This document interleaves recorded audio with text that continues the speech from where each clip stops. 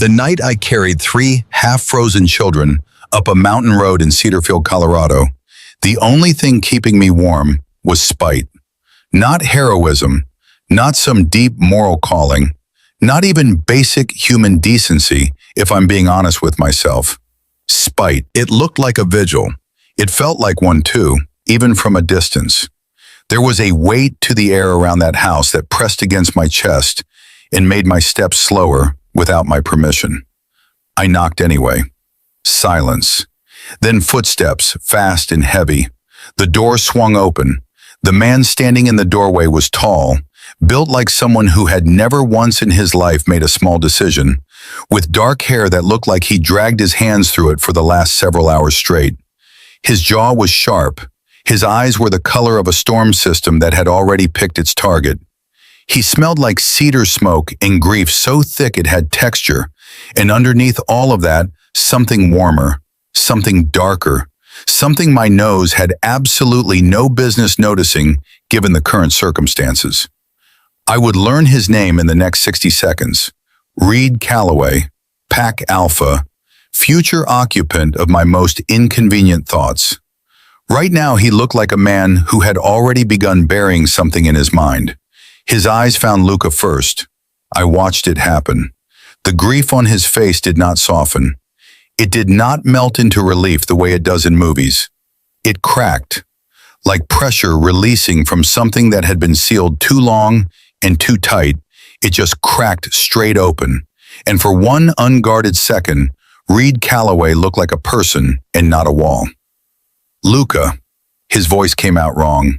Too low, too fractured for someone who looked like he could walk through a blizzard without blinking. Luca stirred against my chest, blinked his heavy eyes open. Then, with the absolute confidence of a 3-year-old who has never once doubted that the universe operates for his benefit, he said, "Reed." Something in Reed Calloway's face came back to life. The hallway filled fast after that.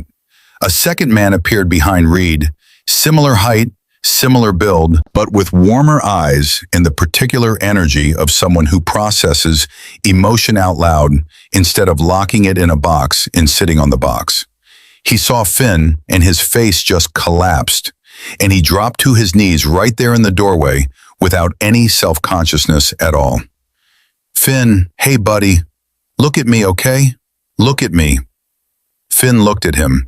Then, having maintained his composure for 2 solid hours through a blizzard and a mountain trail, and my extremely limited collection of distraction techniques, he cried, immediately and completely. A third man pushed through the doorway behind them both. Lighter hair, sharp green eyes, a jaw that looked like it was used to being set in suspicion. His gaze moved to me before it moved to the children.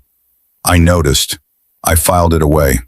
I focused on getting Noah off my back because my spine had developed opinions about the last 3 hours. "You're home," I told him quietly. "You're safe. Let go." "You sure?" he whispered. "Very sure. And I need my vertebrae back." He let go, slowly, like he wasn't entirely convinced. Reed was still standing in the doorway with Luca pressed to his chest.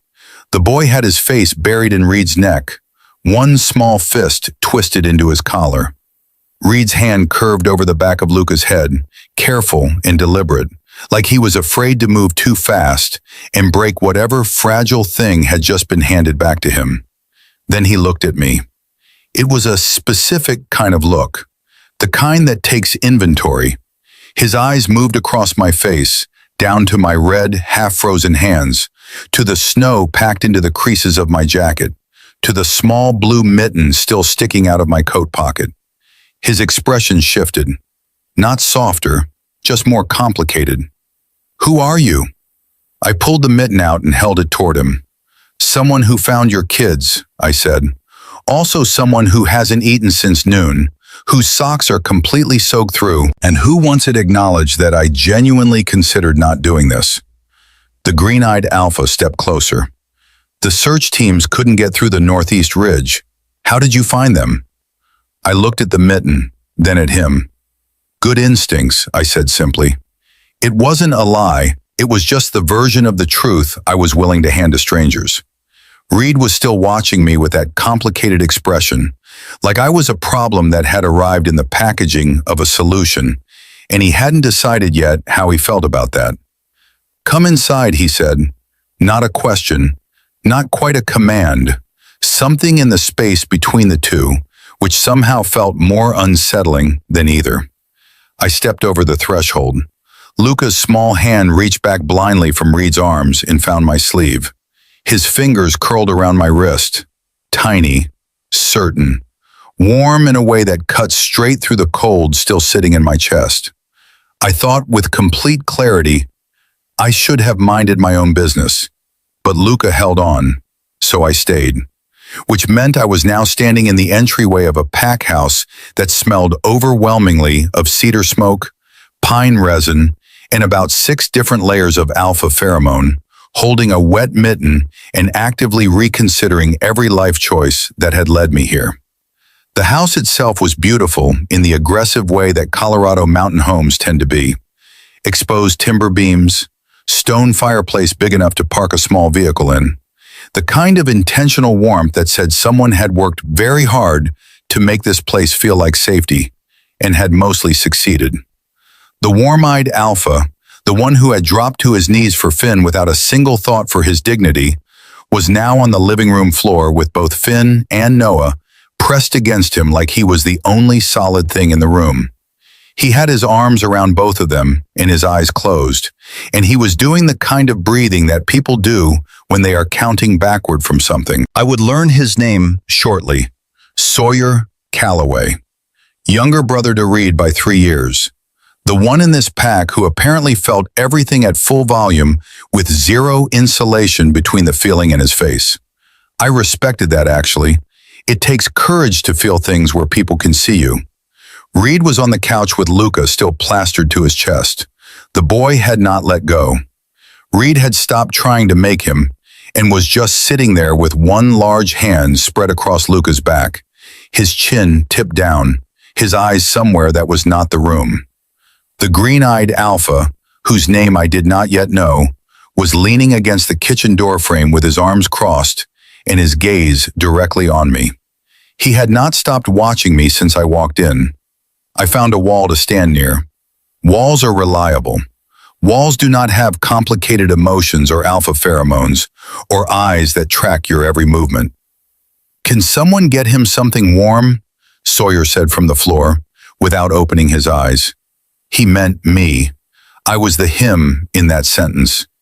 His hands were blue when he walked in. "They were not blue," I said. "They were a very tasteful shade of lavender." Sawyer opened one eye. Something that might have been a smile crossed the lower half of his face. Reed looked up from Luca. "Cole," he said. The green-eyed alpha pushed off the door frame and disappeared into the kitchen without a word. I listened to the sounds of cabinets opening and the particular domestic clatter of someone who knew exactly where everything was in that kitchen. And I thought about how strange it was to be standing inside someone's grief and watching the ordinary parts of life keep moving around it. A mug arrived in my line of vision. Cole held it out with the specific expression of someone performing a task they have decided to perform with zero emotional investment. I took it. Black coffee, hot enough to hurt slightly, which was exactly what I needed.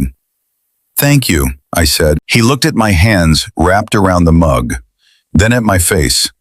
"How did you find the Northeast Ridge Trail?" he said. "The GPS markers are unmarked. They're not on any public map." I took a sip of coffee.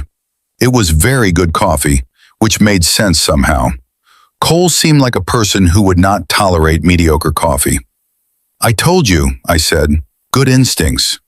"That's not an answer." "It's the one I have available right now." His green eyes narrowed, not angry exactly, more like filing me under a category that hadn't been named yet. "Cole," Reed's voice was quiet, not loud, not commanding in any obvious way, but Cole stepped back. That was the first time I registered what Reed Calloway actually was inside this pack. Not just technically the alpha, the center, the thing everything else oriented around, the way a room orients around where the light is coming from. Even sitting on a couch with a sleeping 3-year-old on his chest, he was the gravitational point of this entire space. That was information I needed to be very careful with. He looked at me again, directly, with the kind of eye contact that most people break after 3 seconds because it becomes too much like honesty. Reed Calloway did not break it. "You're Elliot Hayes," he said. "You live in the Creekside units. 2 years in Cedarfield, never registered with the pack." "I'm not pack," I said. "I'm human. Registration is optional for unaffiliated Omegas in Colorado." "I know the law." "Then you know I didn't do anything wrong." "I know you didn't." He paused. His thumb moved in a slow arc across Luca's back. Unconscious, gentle, completely at odds with the controlled steadiness of his voice. "I also know my son has been holding your sleeve for the last 10 minutes. I looked down. Luca was asleep. His grip on my sleeve had not loosened. I had not noticed I drifted that close to the couch. I noticed now. I should have stepped back. I made the decision to step back. My feet did not receive the memo. Because right then, still holding my coffee mug in my cold hands, standing close enough to Reed that I could feel the warmth coming off him like a low, constant heat source, I caught it. His scent. Not just the cedar smoke and grief I had registered at the door. Under all of that, below the pack markers and the pine and the cold mountain air that lived in his jacket, there was something else. Something that hit the back of my throat like a word I had forgotten I knew. Warm. Dark. Like the last hour of firelight when the room has gone quiet and the night has gone full and there is nothing left to perform for anyone. My entire nervous system made a very embarrassing decision without consulting me. My heartbeat changed. Not dramatically, not the way it does when you're afraid. The way it does when something fits somewhere it wasn't supposed to fit. When something clicks into a place you didn't know was empty. I took a step back. Reed's eyes followed me. "You should eat something," he said. His voice had changed slightly, quieter, like he was aware of the shift in the air between us and had decided to speak around it rather than through it. "Sawyer will make something." "I'm fine," I said. "Your hands are still shaking." I looked at my hands. They were, in fact, still shaking, and now I couldn't tell if it was the cold or something considerably more inconvenient. "That's just my personality," I said. From the floor, Sawyer laughed. An actual, real laugh, short and surprised, like it escaped before he could stop it. He pressed his face into Noah's hair immediately afterward, like he was trying to take it back. Reed did not laugh, but something in his expression shifted, just barely, at the corner of his mouth. Just a fraction, just enough that I saw it. I looked away first. This is exactly why I don't knock on pack doors. I repeated that to myself 3 times while Sawyer Calloway moved around the kitchen like a man who cooked the way other people breathed, which was to say, automatically and without thinking and with a level of competence that felt almost aggressive given the circumstances. He had gotten up from the floor exactly 2 minutes after Reed's quiet suggestion, untangled himself from 2 clingy boys with the practiced patience of someone who had done it 1,000 times, pressed a kiss to each of their heads, and disappeared into the kitchen without being asked again. Noah and Finn were now on the couch on either side of Reed, both of them half asleep, both of them listing toward him like plants toward sunlight. Reed sat between them with his arms wide and his expression unreadable. And Luca was still in his lap, and the whole picture was so domestically devastating that I had to look at the fireplace instead. The fireplace was safe. The fireplace was not making my chest do complicated things. Cole was still in the room. He had relocated to the armchair nearest the window, which also happened to be the armchair with the clearest sightline to where I was standing. I was beginning to form a theory about Cole Harmon. "You can sit down," he said, not warmly, informatively. "I'm comfortable," I said. "You've been standing against that wall for 11 minutes. I like walls. Walls are honest. Walls don't pretend to be something they're not." Cole stared at me. I stared back. This was fine. I was fine. Elliot, Reed's voice came from the couch without him moving or looking up from the boys bracketing him. Just my name, delivered with the particular low certainty of someone who had decided that saying a thing once was sufficient. Sit down. You know, I said pleasantly, in some packs it's considered rude to give orders to unaffiliated Omegas. In some packs, Reed said, unaffiliated Omegas don't show up at the door holding missing children. I opened my mouth, closed it, sat down.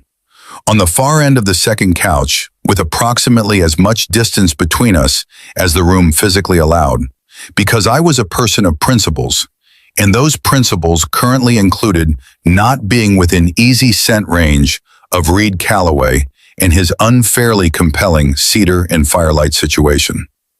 Cole watched me sit down with the expression of someone updating a spreadsheet. Sawyer appeared from the kitchen holding a bowl of something that smelled like it had been made with actual care and a cutting board's worth of vegetables, and handed it to me with a look that was so openly warm, it was almost suspicious. Vegetable soup, he said. It's been on the stove. I didn't make it for you specifically, He paused. Something crossed his face. I needed to be doing something with my hands tonight, so I made soup. I took the bowl. There was something about the honesty of that, the simple, unguarded admission that he had been scared and had turned that fear into soup, that landed somewhere in my chest and stayed there. Thank you, I said, and I meant it without any qualifiers. Sawyer nodded and folded himself onto the floor in front of the fireplace, long legs crossed, elbows on his knees. He looked younger down there, less like a pack alpha and more like a person who had just gotten very important news and hadn't finished processing it yet. The soup was excellent. I ate it and tried to remember that I was a person who had a perfectly good apartment 12 minutes down the mountain and absolutely no reason to feel comfortable inside this house. How long have you had it? Cole said. I looked up. He was watching me with those sharp green eyes, and his arms still crossed, and his jaw set, like he had already decided where this conversation was going, and was simply waiting for me to catch up. Had what? I said. The ability, whatever you used to find them. The spoon stilled in my hand. The room was quiet except for the fire and the soft, unconscious breathing of three boys who had been running on fear and cold for hours, and were now crashing hard into sleep. Reed looked up from the couch, not at Cole, at me. I set the spoon down carefully on the edge of the bowl. I don't know what you're talking about, I said. The Northeast Ridge Trail System, Cole said, his voice even and unhurried, like he was reading from notes. Unmarked, off public record, used exclusively by this pack for the last 18 years. The probability of a civilian finding it in a blizzard using, quote, good instincts is effectively zero. He tilted his head. So, I'll ask again, how did you find them? The fire crackled. I thought about lying. I am genuinely good at lying. I have been lying about my psychometry since I was 9 years old, when I accidentally read my third-grade teacher's coffee mug and told her very specifically what her husband had said the night before, and the experience had been educational for everyone involved. I looked at the blue mitten still sitting on the side table where I'd put it when I walked in. Then I looked at Noah, asleep against Reed's arm, his mouth slightly open, his small chest rising and falling. I touched the mitten, I said. Cole waited. When I touch objects, I can sometimes see things connected to them, the person who last held them, where they were, what they felt. I kept my voice flat, clinical, the tone I used when I was handing someone information I would prefer to keep. I touched Noah's mitten and I saw where he was, so I went there. Silence. Sawyer had turned from the fireplace and was looking at me with his whole face open. Cole had gone very still. Reed had not moved at all. He was watching me with that same complicated expression from the doorway, the one I couldn't fully read, the one that felt like more than one thing happening at the same time. Psychometry, Reed said. Yes. You've been in Cedarfield for 2 years and you never registered the ability. I never registered with the pack at all, I said. Like I mentioned, optional, for unaffiliated Omegas. It's a significant ability, Elliot. It's my ability, I said, and with respect, whose it is and who knows about it is my decision to make. Reed looked at me for a moment longer than comfortable. You're right, he said. That surprised me. I did not let it show. Much. I know, I said. Sawyer made a sound that was definitely a laugh disguised aggressively as a cough. Cole did not look amused, but he also did not look hostile anymore. He looked like a person who had asked a question and received an answer and was now doing the slow, careful work of deciding what to do with it. You could have not told us, he said. Yes. Why did you? I picked up my spoon again. The soup was still warm. Because you asked like you already knew, I said, and I don't see much point in lying to someone who's already holding the answer. Cole was quiet for a moment. Fair, he said finally. Just that. One word. But from Cole Harmon, who did not appear to hand out words casually, it felt like something slightly larger than it sounded. The fire shifted.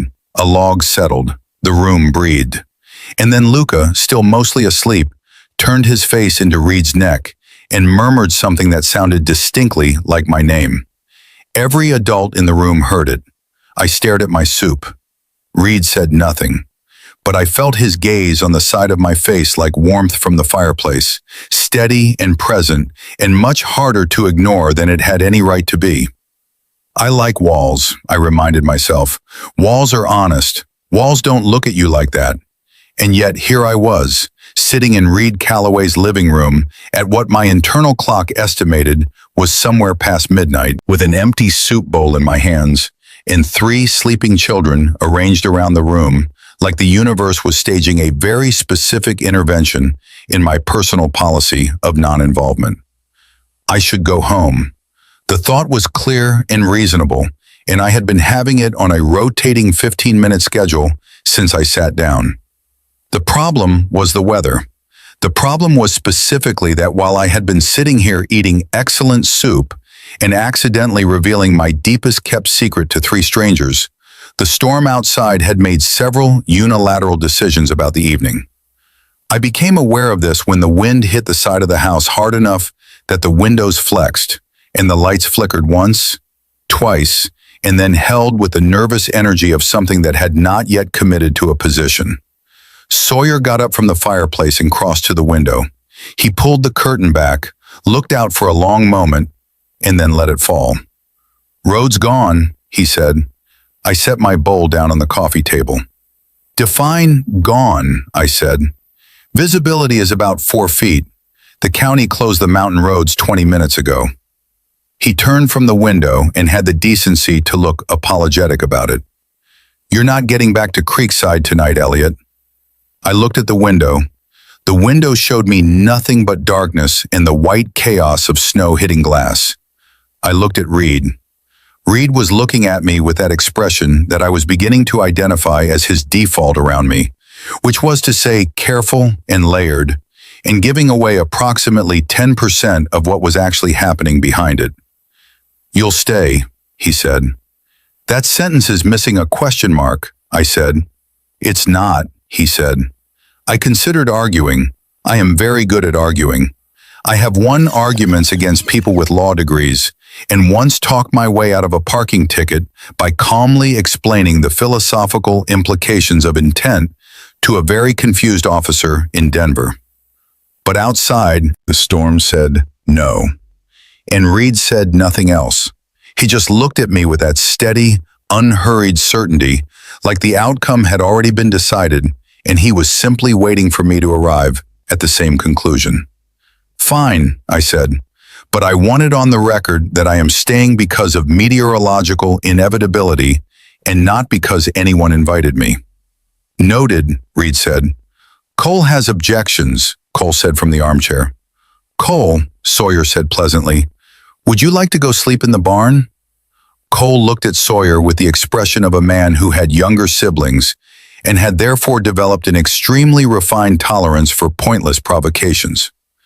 "I have questions," Cole said, redirecting to me, "about the ability, about what you saw when you touched the mitten, about whether you've touched anything else in this house."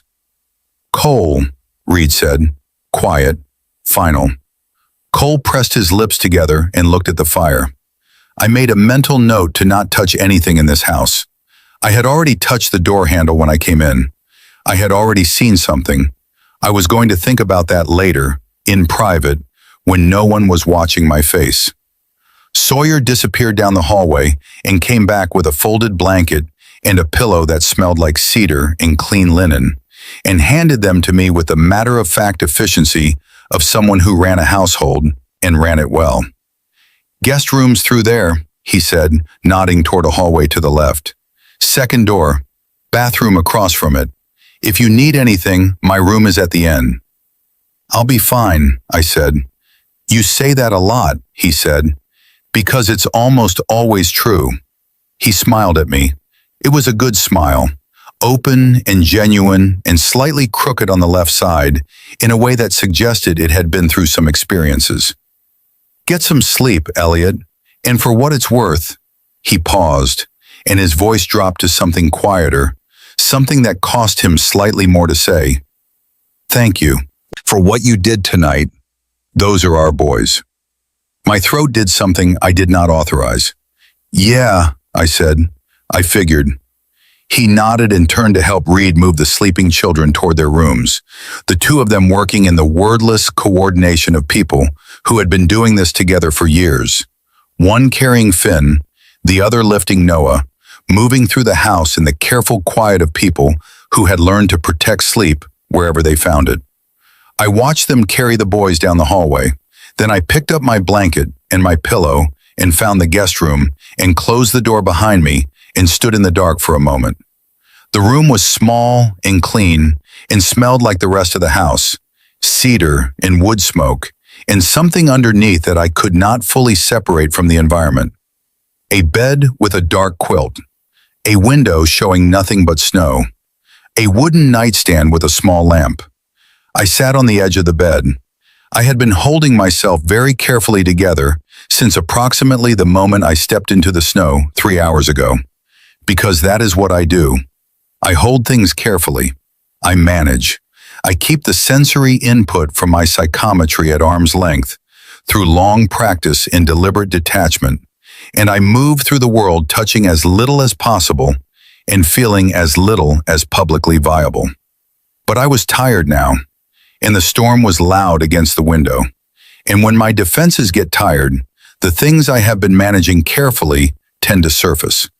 So sitting on the edge of that bed in the dark, I let myself think about what I had seen when I touched the door handle on the way in. It had lasted less than 2 seconds. A flash, the way psychometry often works when I am not deliberately reaching for it. I had not been reaching. The house had just handed it to me. A man standing in this doorway, but in a different season. Summer, the trees green and full. He was holding something I could not quite see, and the emotion attached to the moment was so clean and so specific that I had no framework for dismissing it. It was grief. Not the fresh grief that had been filling this house tonight, older grief, the kind that has been carried long enough to become structural, to become part of how the person stands and where they look when they think no one is watching. The man in the vision had Reed's hands. I lay back on the bed and pulled the quilt over me and stared at the ceiling and listened to the storm. I was not going to think about Reed Calloway's hands. I was not going to think about the fact that when Luca said my name in his sleep, something in my chest had responded like a tuning fork. I was not going to think about Cole's green eyes tracking my every movement with the specific attention of someone who already suspected I was more complicated than I had presented. I was going to sleep. A knock at the door. I stared at the ceiling. "Come in," I said, because it was his house and I had approximately zero leverage. The door opened. Reed stood in the frame, still dressed, which meant he hadn't been to bed yet. He had Luca on his hip, which explained itself. Luca was awake and looking at the room with the focused interest of someone conducting a very important survey. "He won't settle," Reed said, not apologetically, just as a fact being reported. "He keeps asking for you." I sat up. Luca saw me and immediately reached both arms out with the absolute confidence of someone who had never once in his life considered the possibility of rejection. I looked at Reed. Reed looked at me. "You don't have to," he said, and he meant it. There was no manipulation in his voice, no pressure, just a man reporting the situation and leaving the exit clearly marked, which somehow made it harder to use the exit. "Come here, disaster," I said to Luca. Luca made a sound of pure satisfaction and lunged toward me. Reed transferred him with careful hands, and for one moment, the handoff required proximity. Reed leaning in, his arm brushing mine, close enough that the full weight of his scent hit me without any atmospheric dilution. Cedar, smoke, that deep, dark warmth underneath. I focused intensely on Luca. Luca grabbed my face with both hands and examined me with the grave scientific seriousness of a 3-year-old who has made a decision. "Stay," he said. "I'm staying," I said, "just tonight, because the snow said so." "Stay," he said again, with slightly more emphasis, as if repetition was the appropriate tool for this negotiation. "Luca," Reed's voice was gentle, "lie down with Elliot for a while, then sleep." Luca considered this proposal. Then he turned sideways, tucked himself against my side, pulled my hand over him like a blanket, and closed his eyes with the immediate completeness of someone who had gotten exactly what he wanted and saw no reason to remain conscious. I looked up. Reed was still in the doorway. His hand rested on the frame. The lamplight caught the angle of his jaw and the exhaustion around his eyes and the way he was watching his son and me with an expression I did not have language for yet. "Thank you," he said, quietly, just the 2 words, but the weight behind them was the weight of a person who did not say that sentence lightly. "He's heavy," I said, because I needed to say something that was not the truth. "For someone so small, he's disproportionately heavy." The corner of Reed's mouth moved. Not quite a smile, but the shape of one. The outline where a smile had been, or was thinking about being. "Good night, Elliot," he said. He pulled the door to, leaving it open just slightly. I lay in the dark with Luca's warm weight against my side, and the storm loud outside the window, and the ghost of cedar smoke in the air around me. My heart was doing something rhythmic and inconvenient. "This," I told the ceiling very quietly, "is a problem." Luca slept. The snow kept falling. And somewhere down the hallway, I was fairly certain Reed Calloway was not sleeping either. I was right. I know this because I woke up at what felt like 3 in the morning to the specific quality of silence that a house makes when one person in it is still awake and trying very hard not to disturb everyone else. It is a particular kind of silence, held rather than natural. The sound of someone being deliberately careful. Luca had migrated in his sleep from beside me to mostly on top of me, which was impressive for someone his size, and his elbow was in a location that I would describe as medically inadvisable. I moved it gently. He did not wake up. He simply rearranged himself with the fluid, unconscious confidence of a person who had never once lost sleep over where he was allowed to be.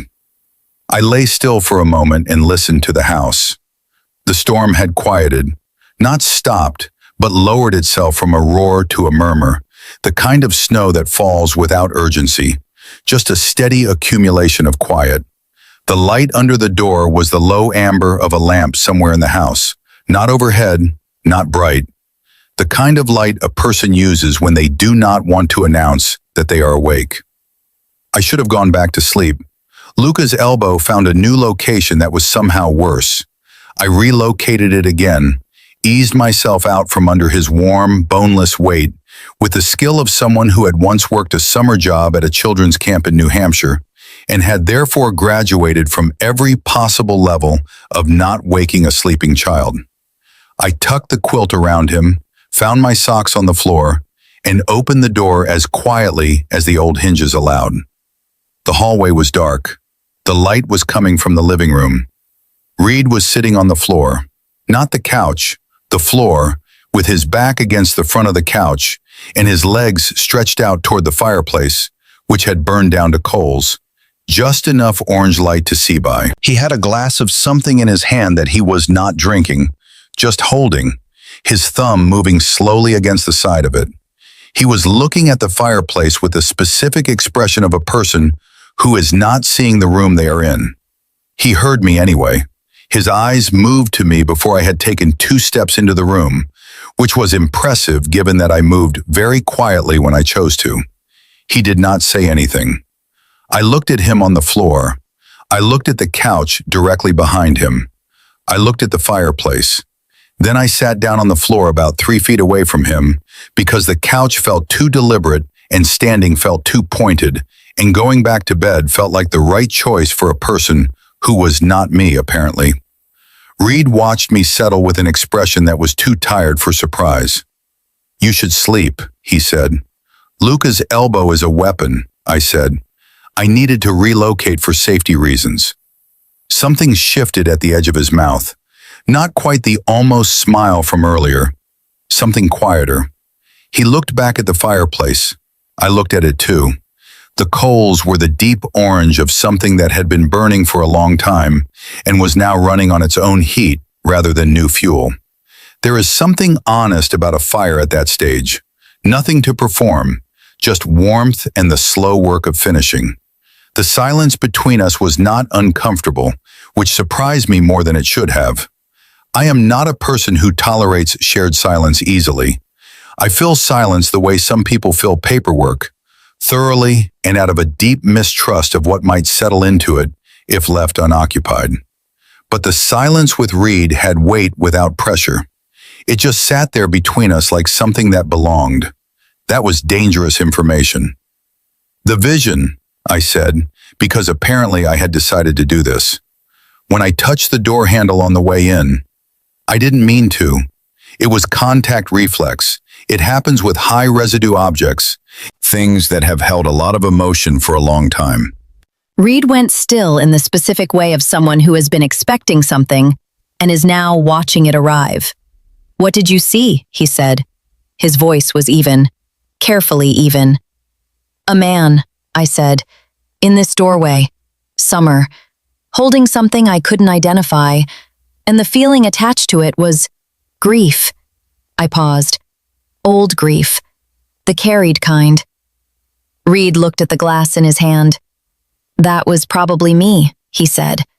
I figured. He was quiet for a moment. The coals shifted with a soft sound. "His name was Marcus," he said. I did not move. I did not fill the space. I had learned by the age of 12 that when someone offers you the first line of something they have never said out loud, the worst thing you can do is hand it back to them decorated with your own response. You just hold it. You let it exist. "He was our pack's bonded Omega," Reed said. "We had been bonded for 4 years. The boys were his. Biologically his and mine and Sawyer's and Cole's, in the way that pack bonding works, the way that pack children belong to everyone." He turned the glass slightly. "He died 18 months ago. A car accident on the mountain road. Black ice, January. He was coming back from a supply run in town." The fire breathed. I looked at the coals and thought about the weight of this house, the weight I had felt from the road when I walked up. I understood it differently now. "The boys were with him?" I asked quietly. "No." Reed's voice went rougher on that word. He controlled it immediately, the way someone controls a reflex. "They were here. He had gone alone, which is the only reason they—" He stopped. "Yeah," I said. He looked at me. Something in his expression had changed, the careful layering partially down, the way walls look when the paint has been stripped, not destroyed, just more honestly itself. "They had a rough time after," he said. "Especially Luca.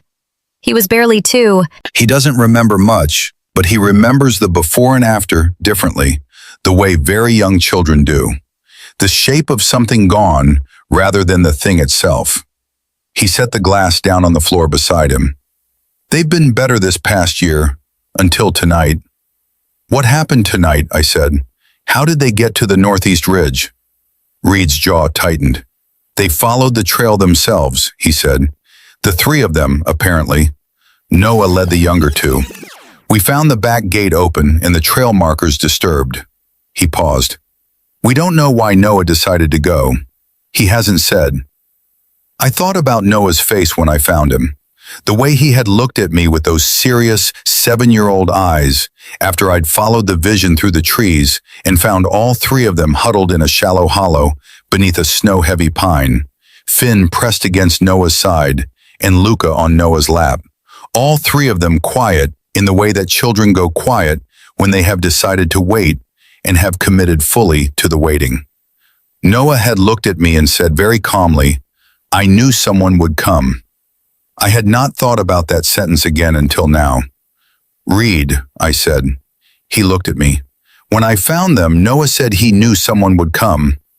I paused, making sure I had this right. He said it like he was certain. Like it wasn't hope, it was information. Reed was very still. He said that. Word for word. Something moved through Reed's expression that I could not name. Complex and layered and landing somewhere between unease and something that looked almost like recognition. Noah has been saying things lately, Reed said slowly. Things that turn out to be true. Small things. Last week he told Sawyer not to take the highway because of an accident. There was an accident. He told Cole that a package wouldn't come on the expected day. It didn't. The air in the room changed quality. I looked at the blue mitten still sitting on the side table where I had left it hours ago. Reed, I said very carefully, how old was Marcus when you bonded? He frowned slightly at the shift. 24. Why? Did Marcus have any abilities? The stillness that followed was different from the ones before it. This one had a specific texture. The texture of a question that has unlocked a door you had decided to keep closed. Marcus could read emotional residue, Reed said. His voice was quieter now. Not objects, people. He could feel what someone had been through just by being near them. We never had it formally classified. He didn't like attention around it. I looked at the mitten. I thought about Noah's hands wrapped in it. Noah's vision carried in the wool fibers along with his fear and his certainty. I thought about the way psychometric ability runs in bonded pack lines, the way it transfers in echoes and surfaces in children, sometimes skipping a generation, sometimes arriving sideways, sometimes presenting differently than the original. Noah has it, I said. It's different from mine. It's presenting as precognition rather than retrocognition, but it's the same root ability. He didn't lead his brothers to the ridge trail randomly. I turned to look at Reed fully. He went because he saw someone coming. He led them to where I would find them. The fireplace coals pulsed orange in the quiet. Reed looked at me with an expression that was completely, entirely unguarded for the first time since I had walked through his door. No careful layering, no controlled distance, just a man who had just understood something that rearranged the shape of his night, his last 18 months, the grief he had been carrying like a structural element. He knew, Reed said. He knew, I said. Reed looked at the ceiling. His chest rose and fell with a slow, deliberate breath. And then very quietly, so quietly I almost missed it under the sound of the dying fire, in the soft snow outside. Marcus used to say that abilities don't disappear, they just find a new place to live. The words settled into the room like snow settling onto a surface, quiet and total, and changing the shape of everything they covered. I did not know what to do with the feeling that moved through my chest in response to that, so I sat with it. I let it be what it was without naming it, because some things lose something important when you give them a name too early. We sat together on the floor of that quiet house for a while after that, not talking, not performing composure, just two people on opposite sides of something large, both of them aware that the ground between them was more complicated than it had appeared from the doorway. At some point, Reed's shoulder settled slightly in my direction. Not a movement, more like a degree of tension releasing. I did not move away. The fire finished burning, and somewhere in the guest room down the hall, Luca slept with his whole body occupying the entire bed, and in his small chest, a dead man's gift kept quietly, faithfully working. I thought about that for a long time. The kind of thinking that does not feel like thinking so much as sitting inside something too large for your body, waiting for your mind to find the edges of it. I had spent 2 years in Cedarfield, managing my ability with the precision of someone diffusing something, touching as little as possible, keeping my gloves on through October, November, December, buying groceries at off-peak hours when the checkout counters held less residue, building a life that was quiet and controlled and entirely mine. And then one blue mitten had undone all of it in a single evening. I became aware that Reed was looking at me, not the careful inventory look from the doorway, not the layered, controlled assessment from earlier in the night. This was quieter than both of those. The look of someone who has just handed you something heavy and is watching to see if you drop it. "You do that a lot," he said. "Do what?" "Go somewhere inside your head and close the door." I considered denying it. The evidence was not in my favor. "Occupational habit," I said. "When you spend most of your life managing sensory input that nobody around you can see, you get very good at having your reactions in private." Reed was quiet for a moment. The coals in the fireplace had gone mostly gray now, just a few stubborn points of orange holding on. "That sounds lonely," he said. The word landed with more precision than I was prepared for. Not because it was dramatic, because it was accurate. The specific accuracy of someone who had also, for different reasons, learned the particular architecture of loneliness from the inside. "It has its advantages," I said. "I am an excellent secret keeper, mostly my own secrets, but the skill transfers." Reed looked at his hands, resting on his knees now, the glass set aside. His hands were large and steady, and I was absolutely not thinking about the vision I had seen in the door handle. Those same hands holding something in a summer doorway, carrying grief like a habit. "Can I ask you something?" I said. "You've been asking me things all night," he said, not accusatory, just observational. "This one is more personal." He looked at me. "Then ask." "The boys," I said, "after Marcus, how did you manage the pack bond? When an Omega dies and the bond breaks, the physical toll on the alphas is—" I paused, choosing my words carefully. "It's documented as significant, especially for the primary alpha." Something moved across Reed's face. Not pain exactly, the shape that pain leaves behind after it has finished the acute phase and settled into the landscape. "It was bad," he said simply. "The first 3 months were the worst. Cole handled it the most externally, which surprised people who don't know him well. He and Marcus were close in a way that didn't look like closeness from the outside. Very little visible affection, but—" He stopped. "But Cole used to sit outside Marcus's door when Marcus had bad nights. Just sit there. Never knocked. Just was present in case he was needed." I thought about Cole with his crossed arms and his tracking green eyes and his one-word responses. "And Sawyer?" I asked. Sawyer felt everything simultaneously and immediately and refused to pretend otherwise, which was actually easier to manage than the alternative. Something that was not quite a smile but was in the same neighborhood moved through Reed's expression. Sawyer cried for 2 weeks straight and made approximately 40 pounds of food that none of us ate. The freezer was full for 4 months. I thought about Sawyer's soup, made because he needed to do something with his hands. Some patterns run deep. "And you?" I said. Reed looked at the gray coals for a long moment. "I held the pack together," he said, "because that was what was needed, and it was what I knew how to do, and the boys needed someone who was not coming apart." He paused. "I did my coming apart at 3 in the morning, on the floor, usually here. He said it without self-pity, just as information, just as the truth of what the last 18 months had actually looked like from the inside. I looked at the floor we were both currently sitting on.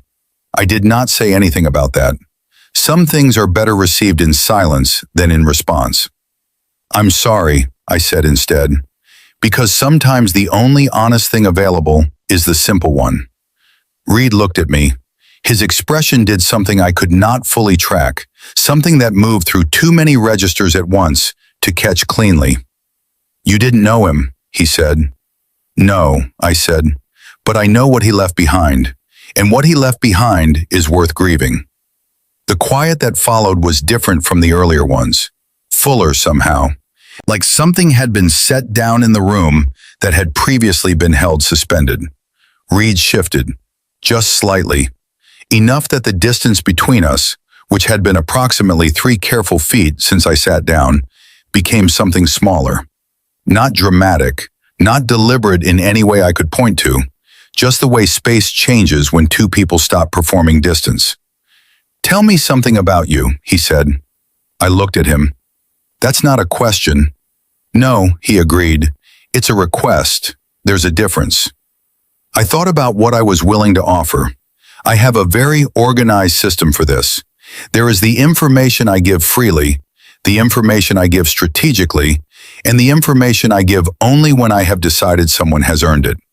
Reed Calloway had not earned anything yet, except that he was sitting on the floor of his own living room at 3 in the morning, having just handed me 18 months of grief that I suspected he had not handed to many people, and there was snow on the window and a dead fire in the grate, and somehow the room still felt warm.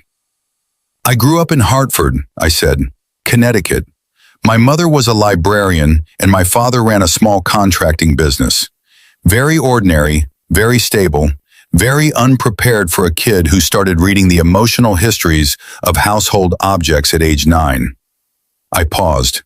I broke my mother's favorite coffee mug when I was 11 because I touched it and saw an argument she and my father had the week before, and I confronted her about it at breakfast, and it went, as you might imagine, extremely poorly." Reed's mouth moved. An actual movement this time, not just the outline of one. "What did she say?" he asked. "She said I was grounded for a week, and also that the argument was none of my business, and also that she loved my father very much, and also that I needed to stop touching the dishes." I kept my voice flat in the way that makes things funnier than if you perform the humor. "It was a very educational morning," Reed laughed. "A real one, short and low, surprised out of him, the kind that happens before the decision to laugh catches up with the laugh itself.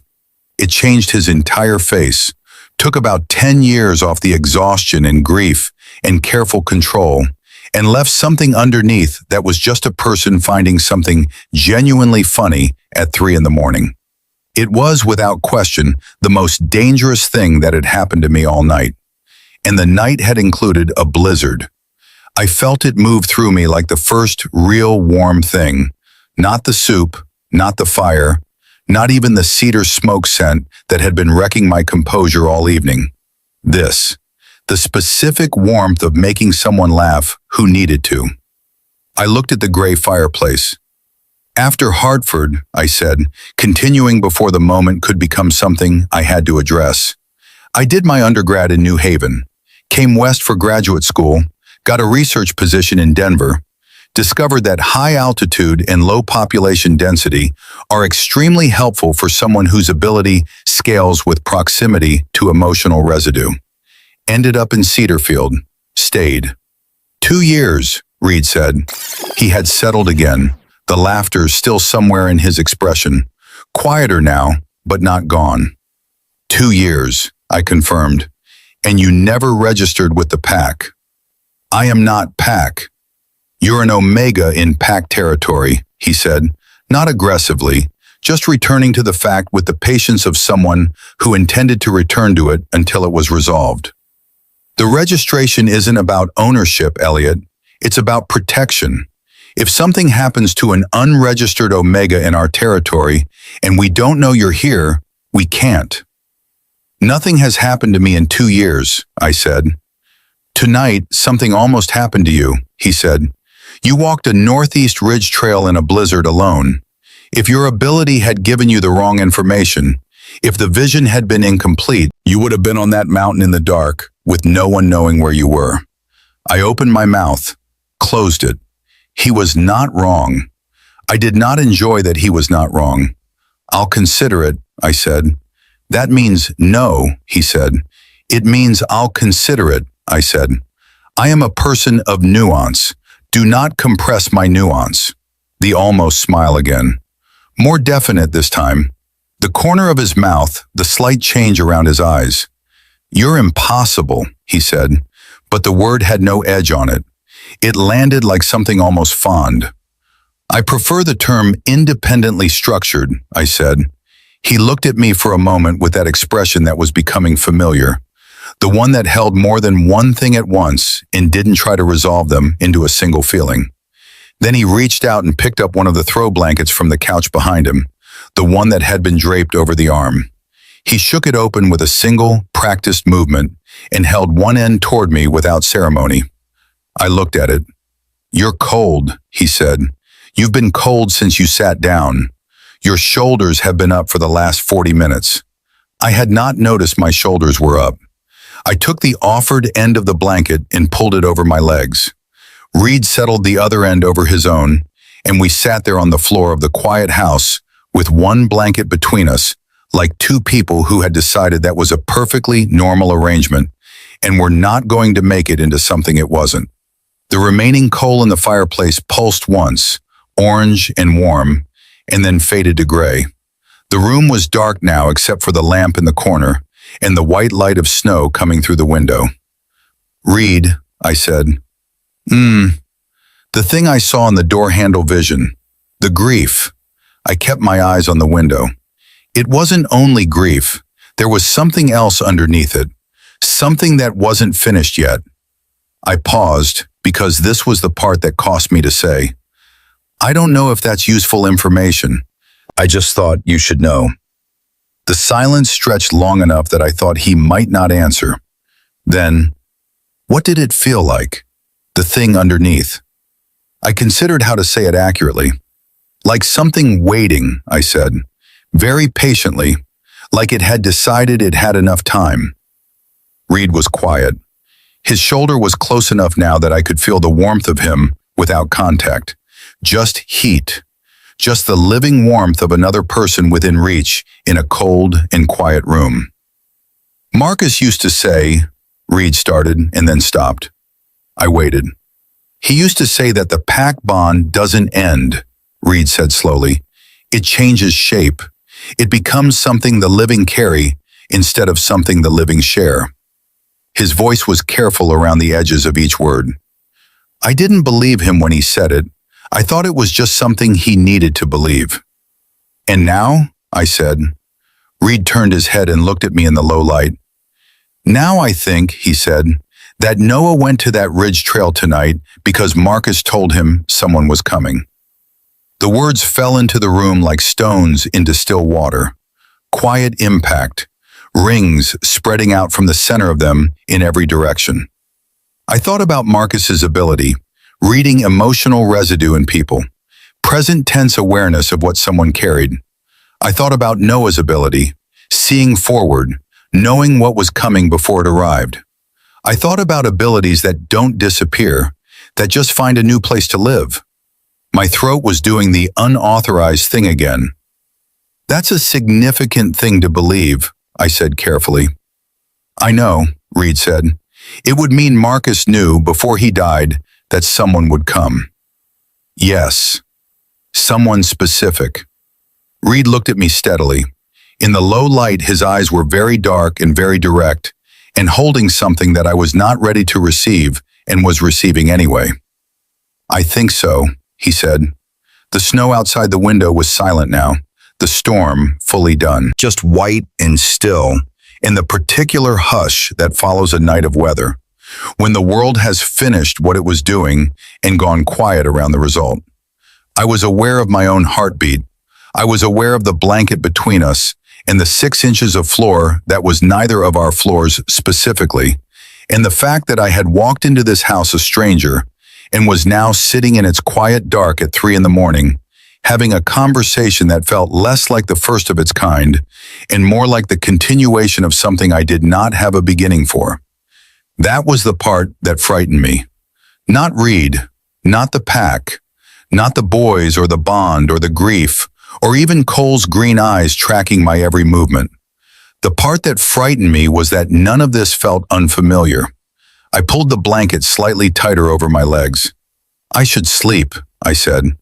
"Yeah," Reed said. He did not move. "The snow has stopped," I said. "I can probably leave in the morning." "Probably," he said. I stood up carefully, keeping the blanket half around me until I had to let the edge of it go, until it fell back across Reed's side with a quiet sound. I looked down at him. He looked up at me. In a different story, a different version of this night, this would be the moment, the lean, the reach, the thing that happens when two people have spent hours being honest in the dark, and the distance between them has become more work than it is worth. I took a step back, because this was not a different story.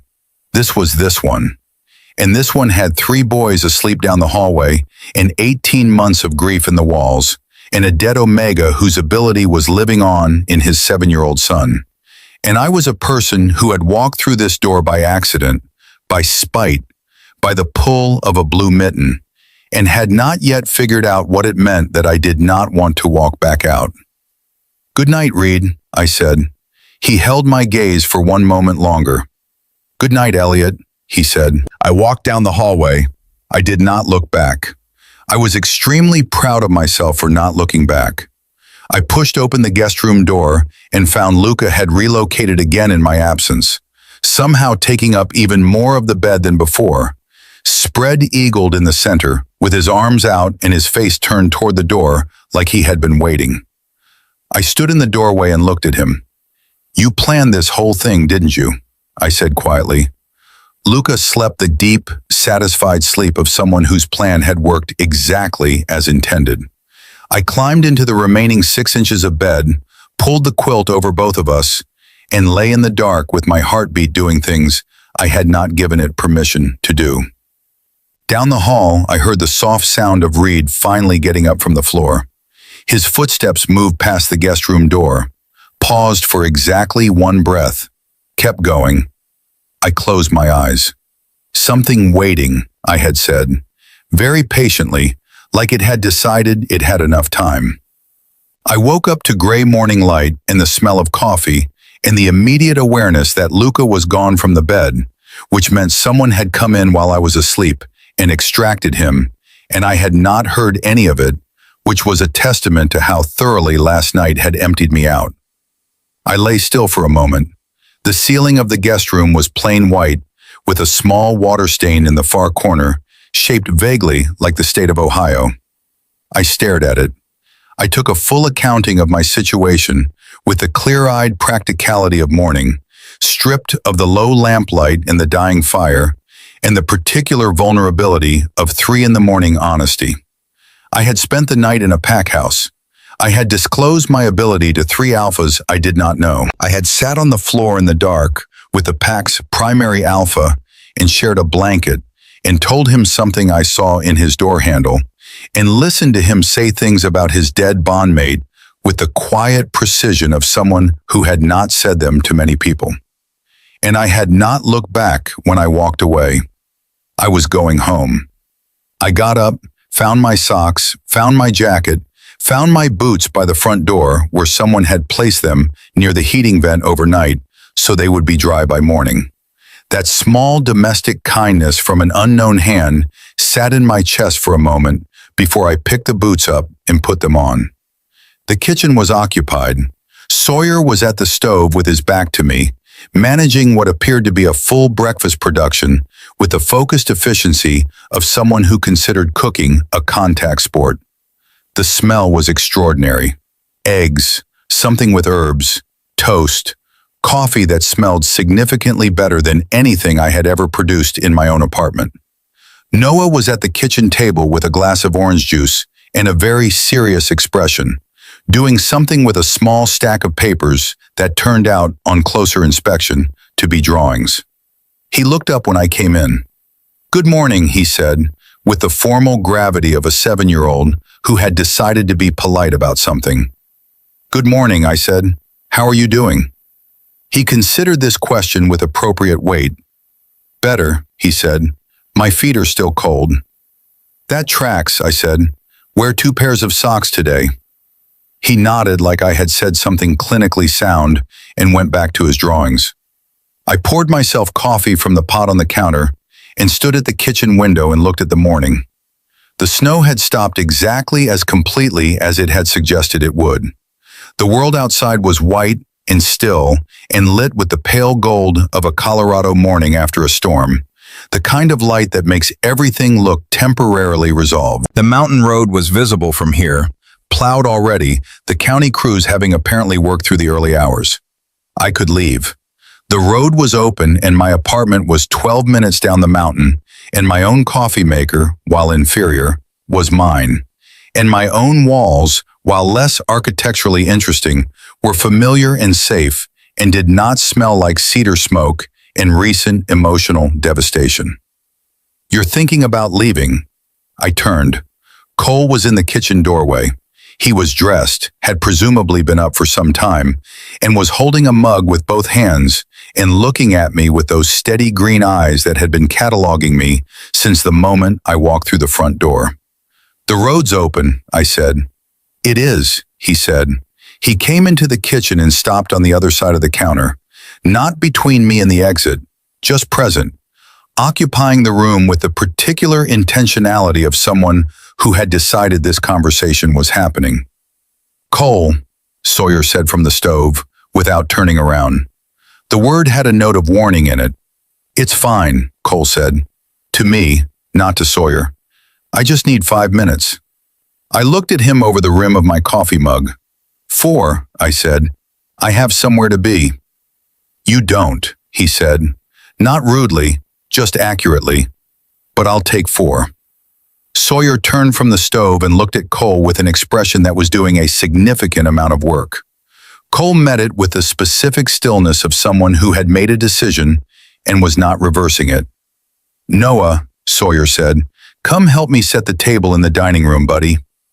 Noah gathered his drawings with the unhurried thoroughness of a child who was paying attention to the adult conversation and had decided to be cooperative about being removed from it.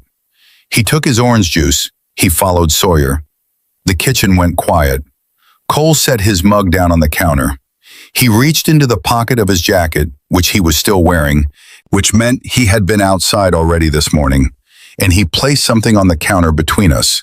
It was a small notebook, dark blue cover, the kind you find at any drugstore, worn at the corners, a rubber band holding it closed.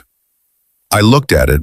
Something in my ability stirred, the way it does when an object with high emotional residue enters my proximity range.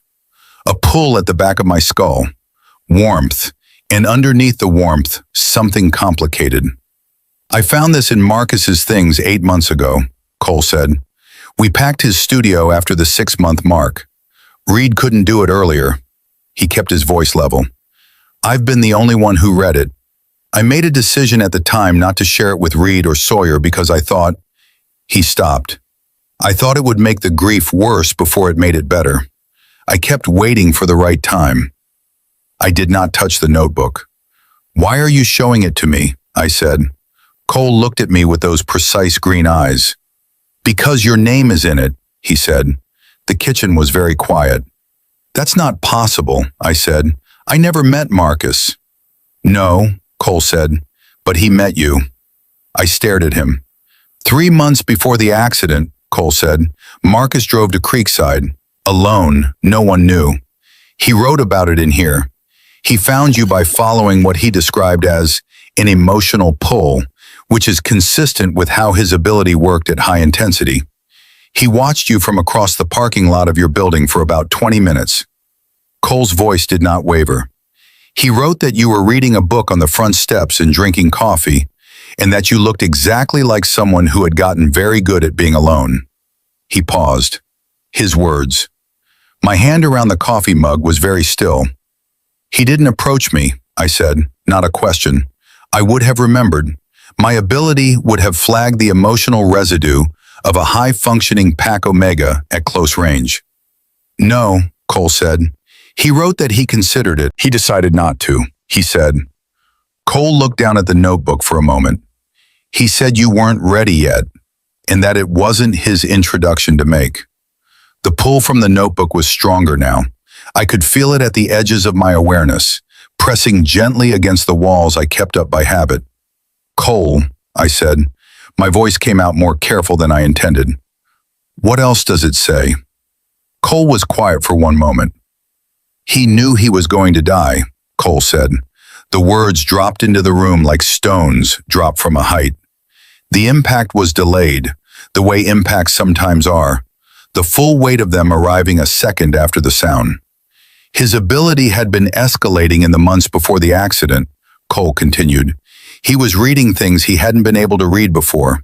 More intensity, more depth. He wrote about it, about being frightened of what he was perceiving, about sensing things that hadn't happened yet, which was outside his normal range. Cole's jaw tightened. He didn't tell any of us. He didn't want to frighten us. He thought if he was wrong, the worry would have been for nothing. He wasn't wrong, I said. No. I put my coffee mug down on the counter before my hands could do something I'd have to explain. He wrote about Elliot Hayes for 6 pages, Cole said. About your ability. About what he believed you would do for this pack after he was gone.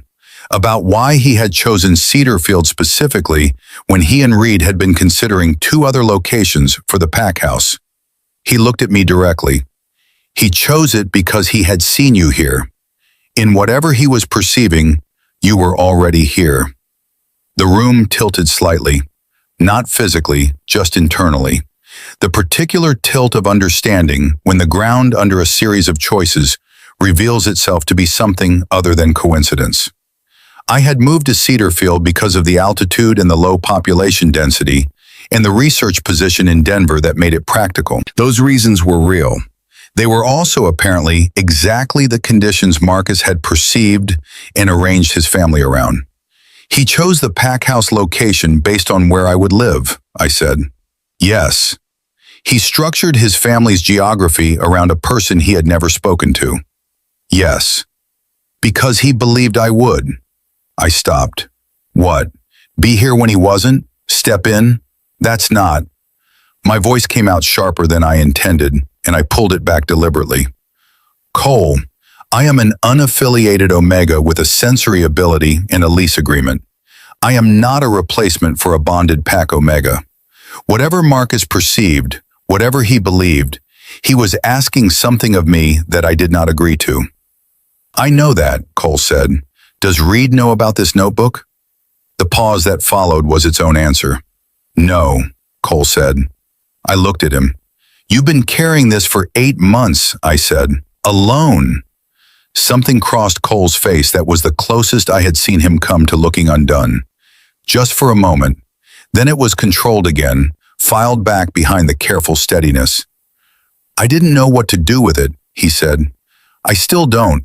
But when you walked through that door last night holding those boys, He stopped. I recognized it. From what Marcus wrote, the way he described you. He looked at the notebook on the counter between us. I needed to know if you already knew. If Marcus had made contact some other way. If this was something you had agreed to without telling us. I didn't know, I said. I had no idea. I have never heard of Marcus Calloway.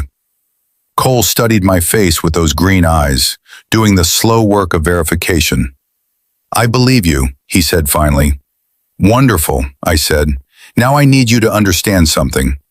I kept my voice even and clear because what I was about to say needed to land without interference. Whatever Marcus perceived, whatever he planned, whatever he wrote in that notebook about me and this pack and what comes next, that is not a contract. I did not sign anything. I was not consulted. And whatever you or Reed or Sawyer feel when you look at me and see something that fits a shape you have been missing, that is grief talking, and grief is not a compass. Cole was very still. "I know," he said, and then quietly in the voice of someone saying something they had needed to say to a room that had been empty for 8 months. "I know that, Elliot. He exhaled. "I needed someone else to know it existed. I couldn't keep being the only one holding it." And there it was, under all of it, under the suspicion and the crossed arms and the tracking green eyes and the relentless questioning since the moment I walked in. Cole Harmon had been alone with this for 8 months, and it had been eating him alive, and he had not known how to put it down. I looked at the notebook on the counter. The pull from it was a low, constant hum now. Every instinct I had said that if I touched it, I would see everything Marcus had seen. Every perception, every feeling, every careful plan made by a man who had known he was leaving and had tried to love his family past the point of his own ending. I did not touch it, because the man who needed to make that choice was not me. "Reed has to know," I said. Cole's jaw worked. "I know," he said. "Today," I said. "I know," he said again, quieter. And then before either of us could say anything else, before the kitchen could breathe again, or the moment could settle into something more manageable, footsteps came down the hallway. Reed walked in. He was dressed, his hair still slightly damp from a shower, and he was carrying Luca, who had apparently decided that vertical transportation was a service Reed provided and had wrapped himself accordingly. Reed's eyes went to me first, with the automatic quality of something that had already formed a habit, and then to Cole, and then to the counter, to the notebook. He went very still. He knew what it was. I could see it in the way his entire body changed, the way the morning ease that had been in his face a second before emptied out completely and left something more careful behind. "Cole," he said. His voice was very quiet. "Reed," Cole said. "That's Marcus's," Reed said. "Yes." The silence in the kitchen was a specific kind of silence, the kind that has edges. Reed looked at Cole for a long moment, with an expression that was moving through several things too fast for me to catch all of them. Then he looked at me. I did not look away, because I was not the one who had done something here, and I was not going to perform guilt I did not own. But I also was not going to pretend the last 30 seconds had not happened, because I was a person who dealt with what was actually in front of me. "How long?" Reed said, still to Cole, still quiet. 8 months, Cole said. Reed set Luca down on the kitchen floor with the careful, automatic gentleness of someone whose hands know how to protect children, even when the rest of him is somewhere else entirely. Luca looked between the adults with the alert uncertainty of a 3-year-old who has detected a frequency shift in the room, but does not yet have the vocabulary for it. "Go find Sawyer," I told Luca. My voice came out steady. I was proud of it. Luca looked at me, then at Reed. Then he turned and walked out of the kitchen with the small, dignified seriousness of someone executing a tactical withdrawal. Reed waited until the footsteps had faded down the hallway. Then he looked at his pack brother with 8 months of unknowing in his face, and what came out of him was not anger, which surprised me. It was quieter than anger and considerably more devastating. "You read it," Reed said. "Yes," Cole said. "And you didn't tell me." "No." "For 8 months." "Reed." Cole's voice fractured slightly on the name. Just slightly. "There are things in it that I was not sure you could." He stopped, started again. "I was trying to protect you." "I didn't need protecting," Reed said. "I needed my bondmate's last words." The sentence felt like something structural giving way. Cole looked like he had been hit somewhere without visible damage, the kind of blow that lands in the chest and does not show on the surface. I should not be in this room. I picked up my coffee mug and my jacket from the chair where I had set it. "I'll give you privacy," I said. "Elliot." Reed's voice stopped me at the doorway. I turned. His eyes were on me, and they were doing the thing again, holding more than one thing at once, But this time, one of the things was something rawer than what had been there last night. Something that the morning and the notebook and Cole's 8 months of silence had stripped the careful layering from. "Your name is in it," he said. Not a question. He had already understood. "Yes," I said. He looked at me for a long moment. I could not tell what was moving through him. It was too much and too fast, and I was not fluent enough in Reed Calloway yet to read it accurately. Yet, I filed that word away immediately and with prejudice. "Stay," he said. Just that. I looked at the open doorway, at the morning light coming through the kitchen window, at the road visible through the glass, plowed and clear, and running straight back down the mountain to my apartment and my walls and my quiet, controlled life. I looked at Reed.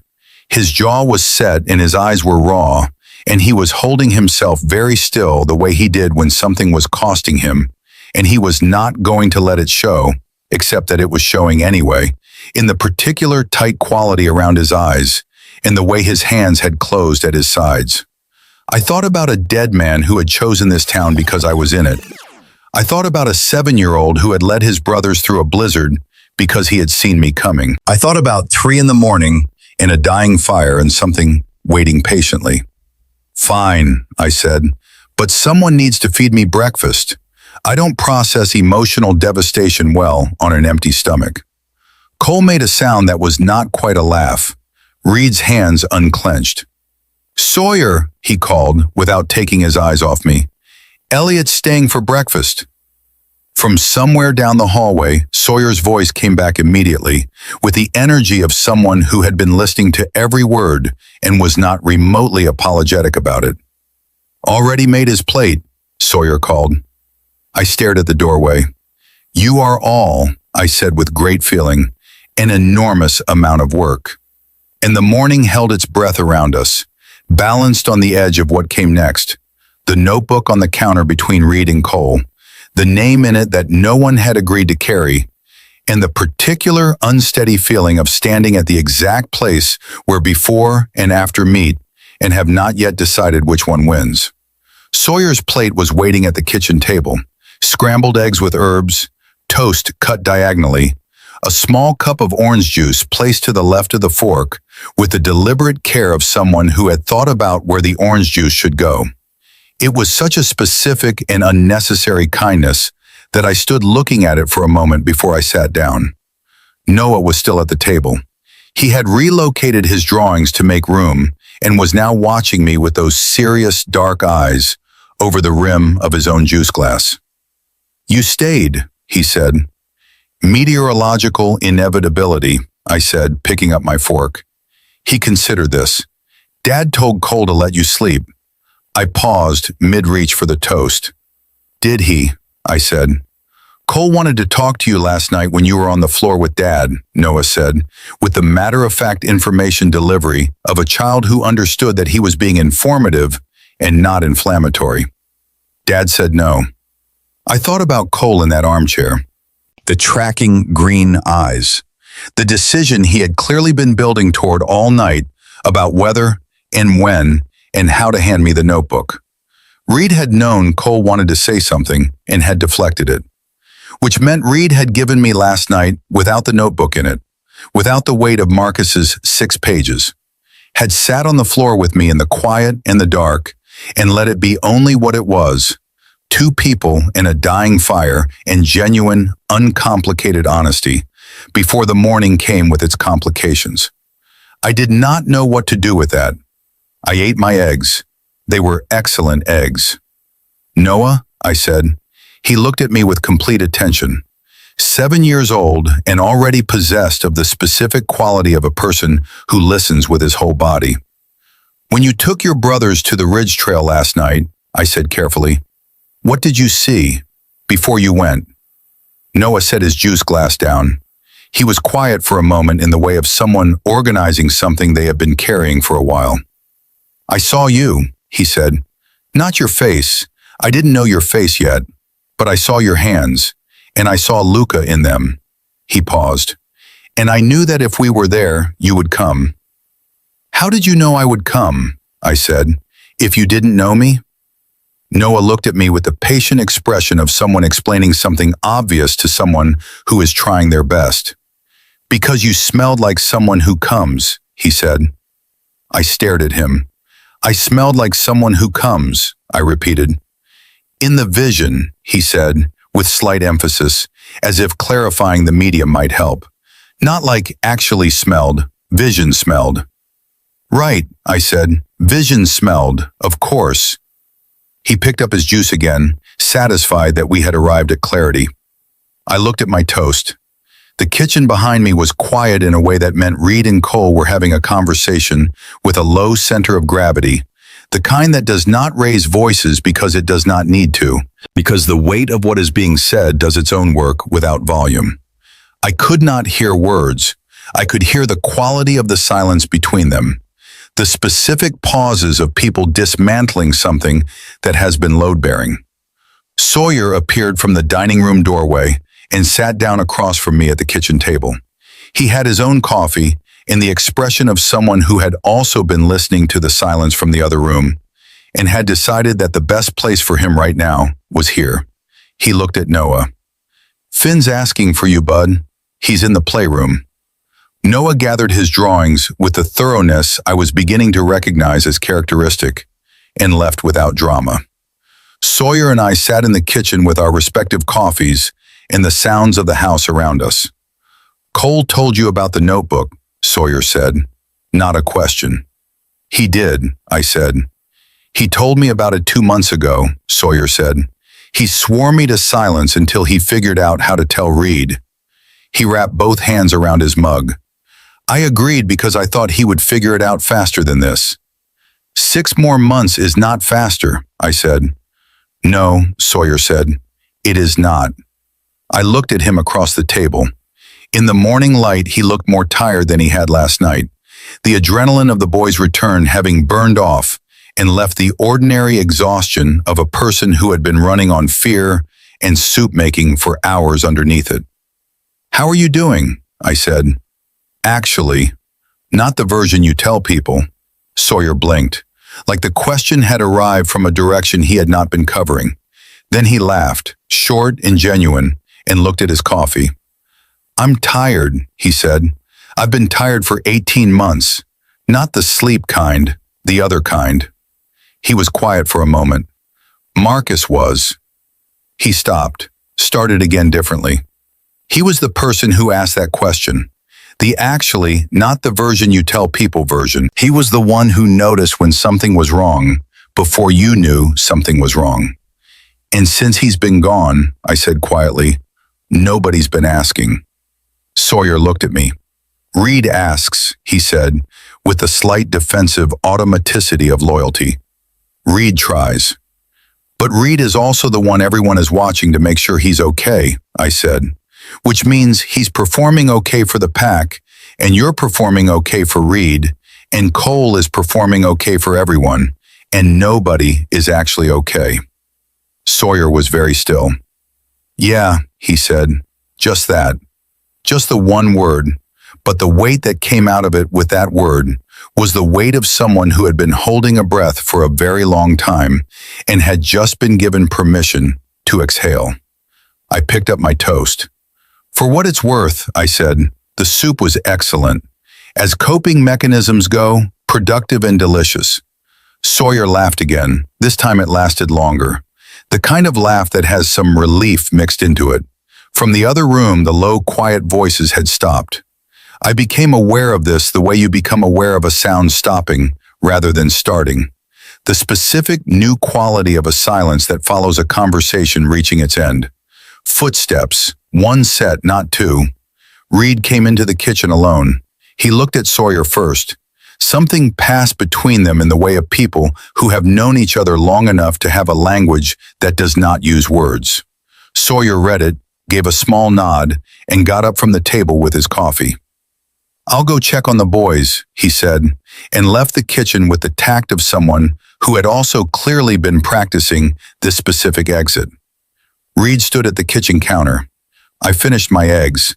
I was not going to perform discomfort I did not own. I was also not going to pretend the room was not doing something pressurized around the two of us. Cole is outside, Reed said. He needs some air. That seems reasonable, I said. Reed looked at the notebook, still on the counter where Cole had left it. He had not touched it yet. I could tell by the way he was looking at it, the particular look of someone who is aware of an object in their space and is deciding deliberately whether to close the distance. Did Cole read you any of it? Reed said. He told me the relevant parts, I said. He didn't read it to me directly. Reed nodded slowly. Marcus knew he was going to die, Reed said. The sentence came out with the flat steadiness of someone who has just finished understanding something and is now saying it out loud for the first time to confirm it is real. He knew, and he didn't tell me. No, I said. He spent the last 3 months of his life arranging things, Reed said, making decisions for this pack's future, moving pieces. He looked at me, using all of us, without our knowledge. I set my fork down. That's one way to read it, I said. Reed looked at me with an expression that had an edge to it now, not directed at me, but present in the room. The particular edge of someone who has just found out they were loved and managed simultaneously and cannot yet separate the two. What's the other way? He said. A man who knew he was dying, I said, and could not stop it, and could not tell the people he loved because the telling would have destroyed the time he had left with them. So he did the only thing his ability allowed him to do. He looked forward. He found what was coming, and he tried to make sure his children and his pack would be okay after he was gone. I kept my voice even. That is not management. That is the most helpless, heartbroken kind of love there is. Reed looked at me for a long moment. His jaw worked slightly.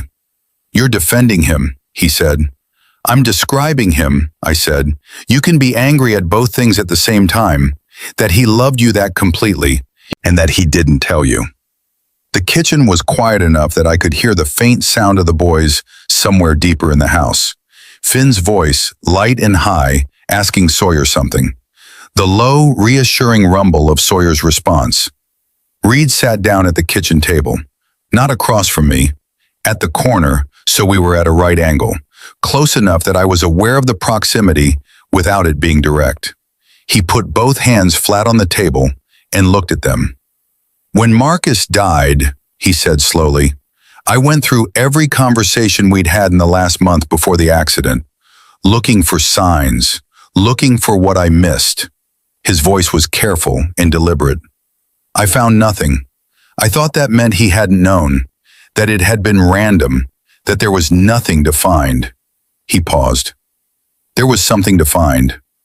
You didn't miss it, I said. He hid it. Those are different. I should have known my own bondmate. Reed. I said his name with enough weight that he looked up. He was hiding it from someone who loved him completely and had known him for 4 years and shared a pack bond with him. If you didn't catch it, it's because he did not want to be caught. That is not a failure of love. That's how good he was at protecting the people he loved from things he could not change.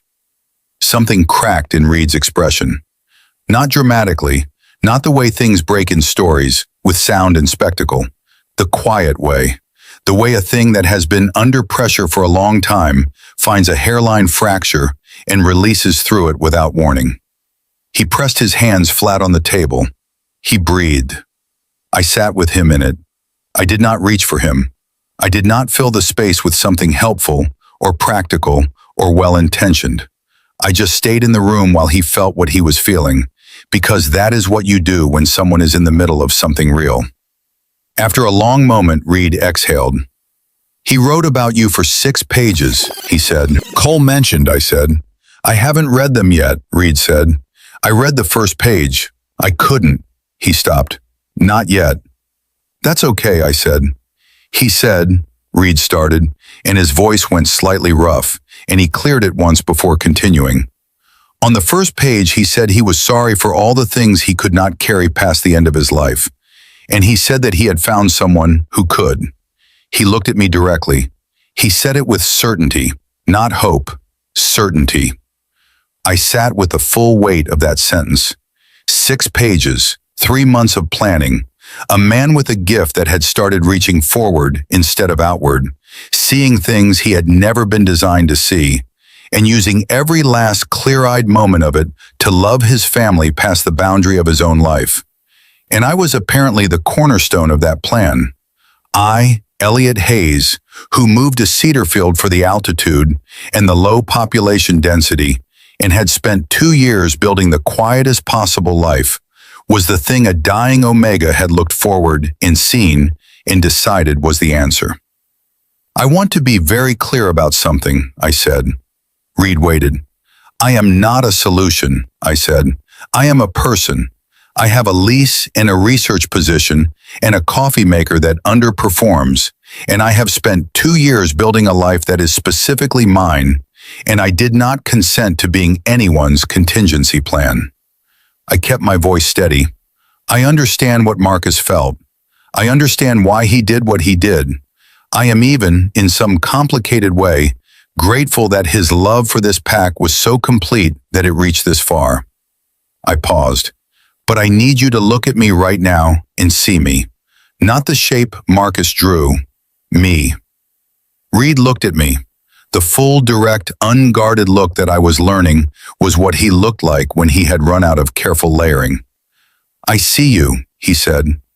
What do you see? I said. He was quiet for a moment, not hesitating, thinking. The kind of thinking that takes something seriously enough to do it properly. Someone who walked into a blizzard for 3 children he had never met, he said. Someone who told the truth when lying would have been easier. Someone who sat on my floor at 3 a.m. and made me laugh when I hadn't laughed in.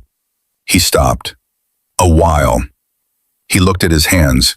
Someone who told Cole that what he felt was grief, and grief is not a compass, and then stayed anyway. I had not expected him to have been listening to that part. The walls are thin, he said, and the corner of his mouth moved. I looked at the table. My chest was doing something I did not have a clean clinical term for. Reed, I said. I know, he said quietly. This is very complicated. I know that too. Your pack is grieving. Your boys are still processing last night. Cole and you need to have a real conversation about 8 months of silence. Sawyer needs someone to ask him the actual question on a regular basis, and not just when a stranger shows up. I kept my voice level. This is not the moment for anything else. I know, he said again, not defeated, not agreeing in the way people agree when they want you to stop talking. Genuinely, quietly certain. Then why do you look like that? I said. Like what? He said. Like you've already decided something. Reed looked at me across the corner of the kitchen table in the pale gold morning light with the snow outside the window and the sounds of his boys somewhere in the house and the notebook on the counter behind him that he had not touched yet. Because I have, he said simply. My heart did something it had no clearance for. You don't even know me, I said. I know you stayed, he said. Luca held my sleeve. You could have unhooked your sleeve. I opened my mouth. Closed it. He was correct. I could have unhooked my sleeve. I had known how to unhook my sleeve. I had chosen, in the fully conscious and deliberate way that I make choices, not to. And Reed Calloway, who apparently missed absolutely nothing, had noticed. This is a terrible idea, I said. Probably, he said. I have conditions, I said. Non-negotiable ones. Something shifted in his expression. Not surprise, more like the particular attention of someone who has just confirmed something they suspected. Tell me, he said. I keep my apartment, I said. I keep my research position. I keep my independence, which means I come and go on my own terms, and no one in this pack gives me orders and means it. I held his gaze. I am not a replacement for Marcus. I am not a pack Omega in the traditional sense. I am not signing anything, bonding anything, or agreeing to anything permanently until I have decided I trust every single person in this house. I paused. Including Cole. Including Cole, Reed agreed. Especially Cole, I said, because Cole has been sitting on a secret for 8 months and has the emotional communication style of a very intelligent rock, and I find that relatable and also exhausting, and I need to know he and I can be honest with each other before anything else. The corner of Reed's mouth moved significantly this time. That's fair, he said. Also, I said, Luca cannot use his cuteness as a negotiation tool. I am aware that he does this deliberately, and I wanted to acknowledge that I see through it, even when it works. Reed's mouth became an actual smile, a real one, the full version of the thing I had been seeing outlines of all night. It was, as I had feared it would be, completely devastating. It rearranged his entire face, took the grief and the careful control and the 18 months of wait and put them somewhere to the side, just briefly, just long enough to show what was underneath all of it, which was a person who had once laughed easily and was finding his way back to it by degrees. Agreed, he said. I looked at the notebook on the counter. Read it, I said. All of it. Not for me, for you. Because whatever Marcus knew or saw or planned, what he wrote in there is still him talking to you, and you deserve to hear what he said. Reed's smile faded, but it faded into something softer than what had been there before, something that had made a small amount of room for what I had just said. Will you stay while I do? He said. I looked at the kitchen window. The morning outside was full gold now, the sun having fully cleared the mountains. The snow on the pine trees caught it and held it in the specific way that Colorado snow holds winter light, bright and still and temporary. I'll stay, I said, but I'm getting more coffee first. And if I start reading your emotional responses through the air molecules, that's not my fault, that's just my biology. Reed reached across the corner of the table, not for my hand, for the empty mug beside my plate. He stood, took it to the coffee maker, and filled it without asking how I took it, because he had been paying attention since last night, and he already knew. He set it in front of me. Then he went to the counter. He picked up the notebook. He sat back down at the table, not across from me, but at the corner again, close enough that his arm was within reach if either of us decided that was something we wanted. He took the rubber band off the notebook slowly. He opened it to the first page. I wrapped both hands around my mug and looked at the window and gave him the privacy of not being watched while he read the words his dead bondmate had left for him in a blue drugstore notebook 8 months ago. The house was warm around us. The boys were alive somewhere inside it. The snow outside was brilliant and still. And I sat in a kitchen that was not mine, in a life I had not planned, holding coffee that someone had made exactly the way I liked it without being told. And I thought about a man I had never met who had looked forward through the dark and found me here. I thought about what it meant to be seen before you are known. I thought about Noah saying, I smelled like someone who comes, and I did not leave. I sat with that truth while Reed read. He did not rush through it. He read the way people read things that matter, slowly, with his whole attention, turning each page with the kind of care you give to something irreplaceable. His coffee went cold beside him, and he did not notice. The morning light moved across the kitchen table as time passed, and he did not notice that either. I noticed for both of us. I refilled my mug twice. I watched the snow on the pine trees outside lose its nighttime stillness and begin to drip at the edges where the sun reached. I listened to the sounds of the house around us. Sawyer's voice low and steady from the direction of the playroom. Finn's occasional bright laughter. The soft thud of small feet on hardwood floors. The particular domestic music of a house that is alive and occupied and still figuring out the shape of itself. I did not read Reed's face while he read. I had made him that promise without saying it, and I kept it. But I felt the room change around him as he turned pages. The quality of his breathing shifted, slowed in some places, caught briefly in others. At one point, his hand stilled completely on the page for a full minute before it moved again. I looked at my coffee. I thought about Marcus writing these pages, sitting somewhere in this house, probably at night when the boys were asleep and the pack was quiet, writing by lamplight with the particular urgency of someone who understood that the time for writing was limited, choosing every word, deciding what to say and what to leave, and what to trust the future to complete without him. It was one of the bravest things I had ever not witnessed. Reed turned the last page. He sat with it for a long moment, the notebook open in his hands, looking at the final words Marcus had written. Then, quietly, without any performance, he closed it. He did not speak right away. I did not fill the silence. We had gotten good at silence, the two of us, in the last 12 hours, had learned its different textures. This one was the full kind, the kind that comes after something has been completed rather than interrupted. He said he was sorry, Reed said finally. His voice was low and rough at the edges and entirely steady in the center, which I was beginning to understand was just how Reed Calloway was built. Steady at the center no matter what was happening at the edges. For not telling me. He said he waited every day, telling me versus not telling me. And every day he chose not to because he said, watching me live normally, watching the boys be happy, watching Sawyer make terrible jokes and Cole pretend not to laugh at them, was the thing that made the time he had left feel real. I wrapped my hands tighter around my mug. He was right, I said, for what it's worth. He was right that knowing would have changed the time. I know he was right, Reed said. That's the hardest part. He looked at the closed notebook, being angry at something you understand completely.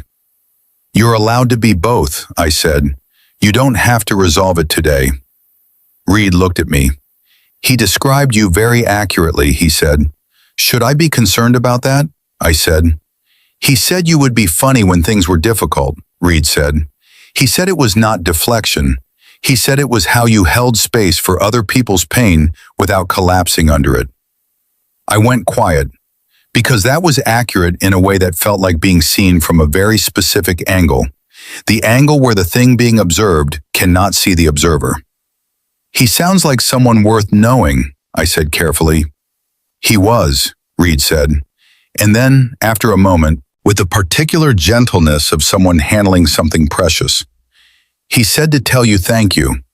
At the end of the last page, he said he knew you would end up reading the parts that mattered, even if you didn't read it directly. Reed's eyes were very direct on mine. He said thank you for coming when Noah called. My throat did the unauthorized thing. I did not try to stop it this time. I just sat with it, the feeling of being thanked by someone I had never met for something I had not yet fully done. The strange and specific weight of being part of a story that had started before I knew I was in it. You're welcome, Marcus, I said quietly, to the room, to the notebook, to the morning light. Reed watched me say it. Something in his face, the last remaining carefully held piece of distance, the final layer of that guarded, controlled steadiness, came down. Not collapsed, not broken, just set aside. Deliberately, like putting down something you have been carrying long enough to know its weight and have finally found a place to rest it. He reached across the corner of the table.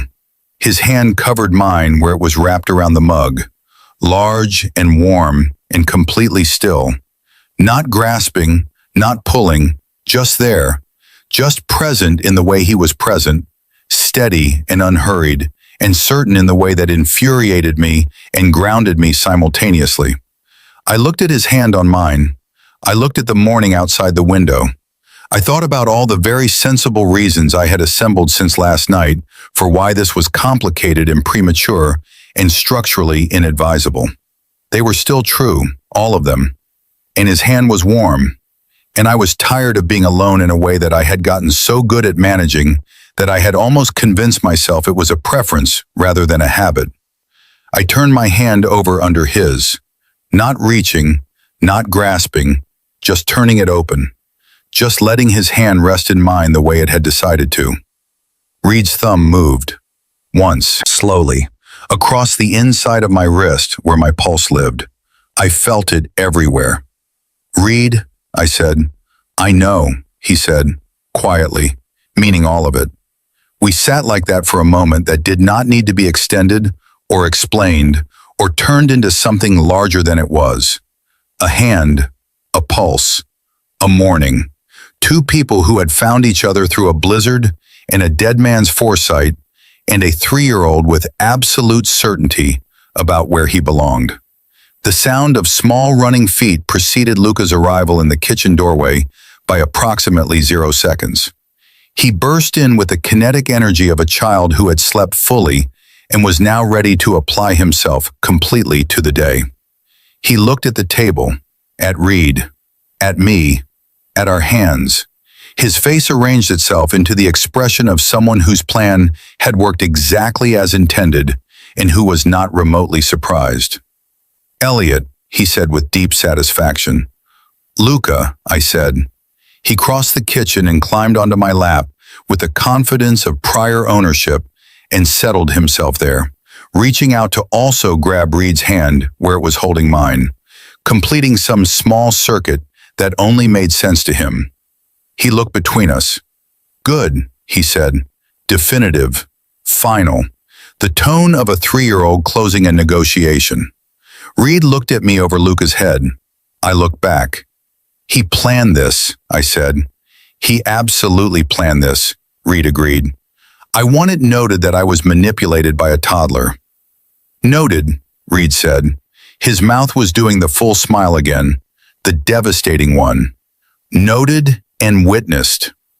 I want an apology, I said to Luca.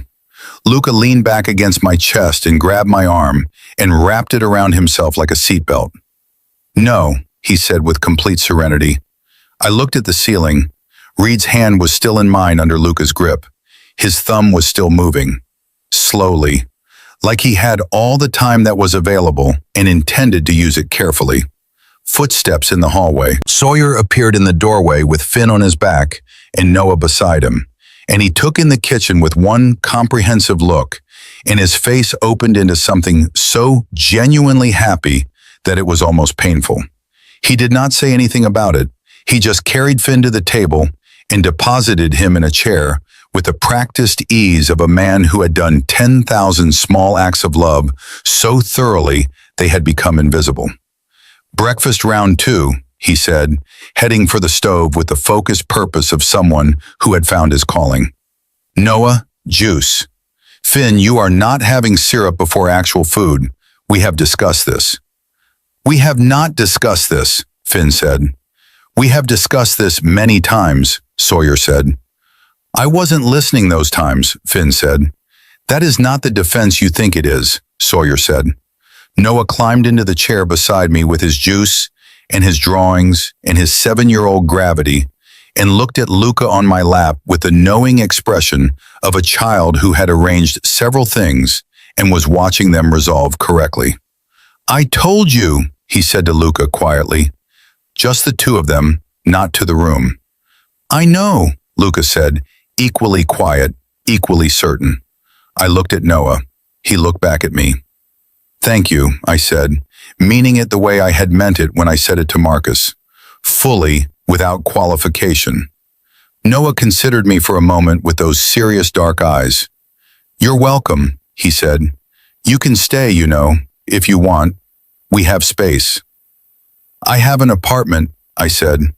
You can have both, he said, with the reasonable practicality of a 7-year-old who has thought this through. People have both. I opened my mouth, looked at Reed. Reed raised his eyebrows slightly in an expression that said very clearly that he was not going to rescue me from this conversation and was in fact enjoying it. Your father and I said carefully, are figuring things out. Okay, Noah said, apparently satisfied, and went back to his drawings. Cole came in from outside. He stopped in the kitchen doorway with cold air still on his jacket and looked at the table, at the notebook closed on the counter, at Reed and me and Luca creating an architectural problem for the concept of personal space. He and Reed looked at each other. The conversation that passed between them, without words, was long and complex, and covered 8 months of distance in about 4 seconds. I watched Cole's jaw work, watched Reed's expression hold steady and open, and deliberately without accusation. Cole crossed the kitchen. He stopped in front of Reed. "I should have told you sooner," he said. His voice had none of its usual evenness, just the bare fact of it, stripped of everything he used to keep himself controlled. "I was wrong to wait. I told myself I was protecting you, and I was. But I was also scared of what it would change, of what you would feel." He paused. "I'm sorry." Reed looked at him for a long moment. Then he reached out and gripped Cole's shoulder once, firm and brief, the particular gesture of people who express love through steadiness rather than softness. "I know," Reed said. "We're okay." Cole exhaled. Something in the set of his shoulders released, a tension that had apparently been resident for 8 months, finding the door and leaving. He looked lighter. Not light exactly. Cole Harmon was not a light person, and that was not a criticism, but lighter. The difference between carrying something and having set it down. He turned to look at me. I looked back. "Cole," I said. "Elliot," he said. "We're going to have to actually talk," I said. "Not information exchange, talking, with feelings and words that describe the feelings." Cole looked pained. "I'm aware," he said. "I'm scheduling it," I said, "so you can't avoid it by being strategically busy." "I wouldn't do that," he said. "You absolutely would do that," Sawyer said from the stove, without turning around. Cole looked at the ceiling. "Fine," he said. "Good," I said. "Also, your coffee is excellent, and I want to know where you buy it." Cole blinked. Something shifted in his face. The guarded precision softened just slightly, just enough to show the person behind the control. Someone who had loved Marcus quietly and persistently and without requirement, and had been carrying his grief in solitude, and would need, probably, a very long time and a considerable amount of patience before he let anyone see it fully. I had time. I was apparently, according to a dead man's careful planning and a 7-year-old's precise vision, going to be here for a while. "I'll send you the link," Cole said. "Thank you," I said. He went to the counter and poured himself coffee and stood there in the way he stood everywhere, observing, cataloging, processing the room at whatever depth Cole Harmon processed rooms. But the set of his body was different now, oriented toward the table rather than away from it, present in a way that felt chosen rather than strategic, small. But with Cole, I was learning, small was the unit of measurement that mattered. Sawyer put a stack of pancakes in the center of the table with the authority of a person who had decided the morning was going to be normal and was making it so through sheer domestic force of will. "Finn," he said, "syrup after pancakes." "But the pancakes are right there," Finn said. "Syrup after pancakes." Finn looked at the syrup bottle with the focused longing of a 5-year-old being denied something that was, in his view, clearly and obviously the correct order of operations. Noah poured his own syrup with precise moderation and said nothing, which was the most devastating power move available to an older sibling, and he deployed it expertly. Luca reached for the syrup. "Absolutely not," Reed said, without looking, with the particular eyes in the back of his head awareness of a parent who had calibrated this specific threat precisely. Luca retracted his hand. He looked up at me.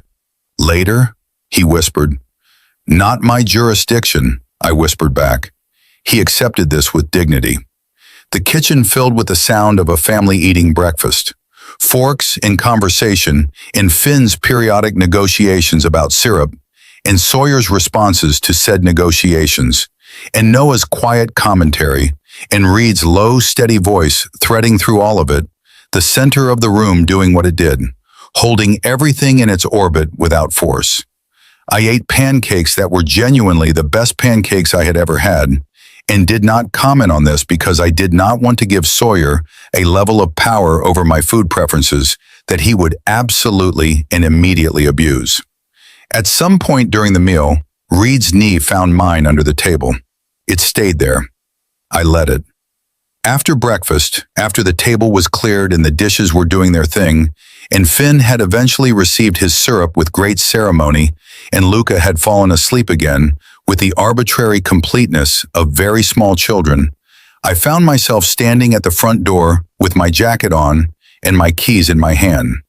The road was clear and bright, and the mountain air coming through the window beside the door was cold and clean, and I could hear my apartment 12 minutes away calling me in the way that familiar spaces call you, reliably and without drama. I was going home. I was coming back. These were both true and not in conflict. Reed was behind me. I knew this without turning. His presence was something I was already calibrated to, which was a deeply inconvenient development that I was choosing not to examine too closely today. Tomorrow, I said to the door. I'll come back tomorrow. Okay, he said. I have a research deadline this week, I said, which means I will need significant, undisturbed working hours and cannot be emotionally recruited into pack activities. Understood, he said. Luca cannot call me more than twice a day, I said. That is a firm limit. He can't dial a phone yet, Reed said. He'll figure it out, I said. I am not underestimating that child. I heard the smile in Reed's voice when he said, fair. I turned around. He was close.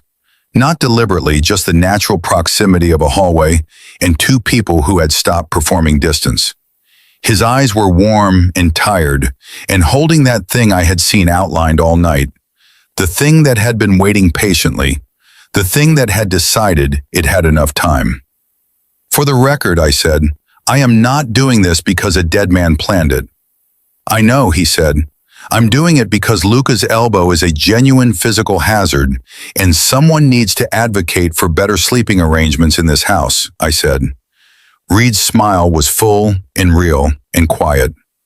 That's why you're doing it, he said, in the tone of someone who knew exactly why I was doing it and was choosing to receive whatever version I needed to give. Yes, I said.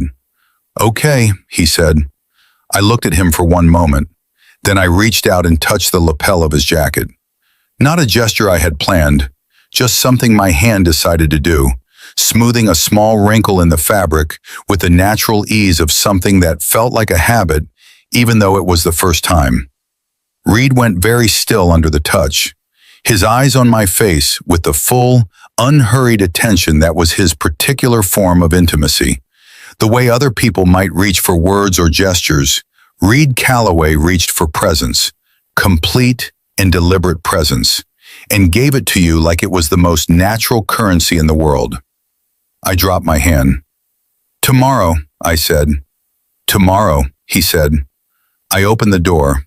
The Colorado morning came in, brilliant and cold and smelling like pine and fresh snow, and the specific clean clarity that follows a storm. The world washed and restated, everything the same and different simultaneously. I stepped out onto the porch. Behind me, from somewhere deep in the house, I heard Luca wake up with a sudden completeness that characterized everything he did, and say with great feeling and zero context, Elliot. I stopped on the porch. I turned back to the open door. Reed was in the doorway, one hand on the frame, the morning light on his face and the warm, dark house behind him, and the shape of his family's sound filling the space around him. He looked at me.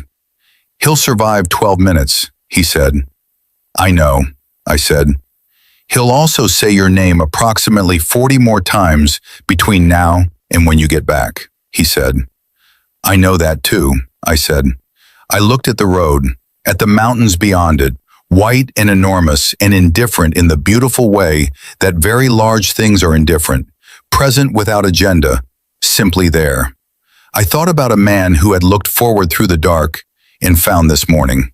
I thought about what it meant to be chosen before you were known. I thought about how I had moved to Cedarfield for the altitude and the low population density and the quiet, and how quiet was still here, just populated differently now, just shared with more heartbeats than I had planned for. I thought about the feeling of Reed's thumb across my wrist where my pulse lived, and I thought with the clear-eyed certainty of someone who has finally stopped arguing with a truth that had been waiting for them. I was already home.